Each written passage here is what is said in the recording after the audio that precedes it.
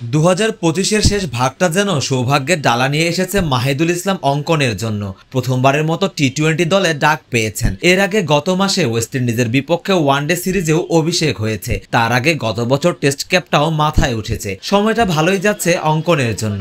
এক্ষেত্রে অঙ্কন নিজেকে কিছুটা ভাগ্যবানও ভাবতে পারেন। ব্যাট হাতে রান না পেলেও জাতীয় দলের দরজা খুলছে, এমন ভাগ্য কজনেরই বা হয়। অঙ্কনকে দলে নেয়াতে ক্রিকেট পাড়ে মিশ্র প্রতিক্রিয়ার সৃষ্টি হয়েছে, যেখানে ইতিবাচকতার চেয়ে নেতিবাচকতাই বেশি চোখে পড়ছে। দল ঘোষণার দিনই রাইজিং স্টার্স এশিয়া কাপের ফাইনালে অঙ্কনের 0 রানে আউট হওয়া সেই পালে হাওয়া দিয়েছে। সহজ ম্যাচে রিভার্স সুইপ করতে গিয়ে আউট হওয়ায় অঙ্কনের গেম সেন্স নিয়েও কথা উঠছে। অঙ্কনকে নিয়ে যে আলাপটা উঠেছে সেটা কি নিছকই আলাপ, নাকি এর পেছনে রয়েছে ক্রিকেটীয় ব্যাখ্যা? সবশেষ 1 বছরে টি-20 ফরম্যাটে কেমন করেছেন অঙ্কন, চলুন সেটাই দেখে নেওয়া যাক। অঙ্কন মূলত আলোচনায় আসেন সবশেষ বিপিএলে দুর্দান্ত পারফরমেন্স করে। খুলনা টাইগার্সের হয়ে সে আসরে 14 ইনিংসে ব্যাট করে 376 রান আসে অঙ্কনের ব্যাট থেকে। স্ট্রাইক রেটটাও ছিল আকাশচুম্বী 176। পুরো বিপিএলে অঙ্কনের চেয়ে বেশি স্ট্রাইক রেটে ব্যাট করেছেন কেবল পাকিস্তানি খুশদিল শাহ। বিপিএলে এমন দুর্দান্ত পারফরমেন্স করার পর অঙ্কন খেলতে যান গ্লোবাল সুপার লিগে, যেটা জিএসএল নামেই বেশি পরিচিত। রংপুর রাইডার্সের হয়ে আসরটিতে অঙ্কন বিপিএল এর ফর্মটা টেনে আনতে ব্যর্থ হন। 5 ম্যাচে অঙ্কনের ব্যাট থেকে আসে 124 স্ট্রাইক রেটে মোটে 66 রান। এরপরের গল্পটা কেবলই হতাশার।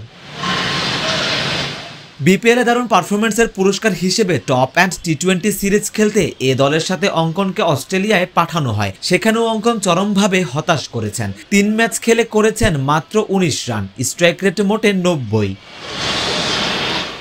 এরপর অঙ্কন খেলেন সবশেষ এনসিএল টি-20তেও। ঢাকা বিভাগের অধিনায়কত্বও করেন এই উইকেট রক্ষক ব্যাটার। প্রত্যাশা থাকলেও অঙ্কন হতাশ করেছেন। 5 ইনিংসে ব্যাট করে 116 স্ট্রাইক রেটে করেছেন স্রেফ 118 রান।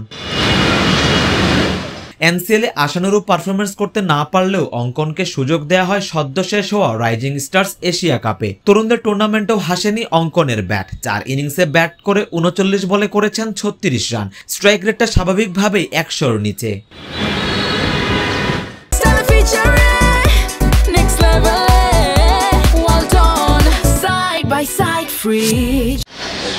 সাম্প্রতিক সময়ে টি-20তে অঙ্কনের ব্যাট না হাসলেও নির্বাচকরা জাতীয় দলে ডেকেছেন অঙ্কনকে।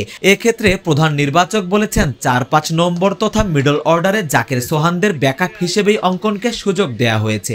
নির্বাচকদের বিশ্বাস, সবশেষ বিপিএলে অঙ্কন যেভাবে পারফর্ম করেছেন জাতীয় দলও সেই ধারা বজায় রেখে মিডল অর্ডার সমস্যার সমাধান হবেন। এখন দেখার বিষয় সাম্প্রতিক সময়ে ব্যর্থ অঙ্কন জাতীয় দলে রানে ফিরতে পারেন কিনা, মিডল অর্ডার সমস্যার সমাধান হতে পারেন কিনা মাহিদুল ইসলাম অঙ্কন।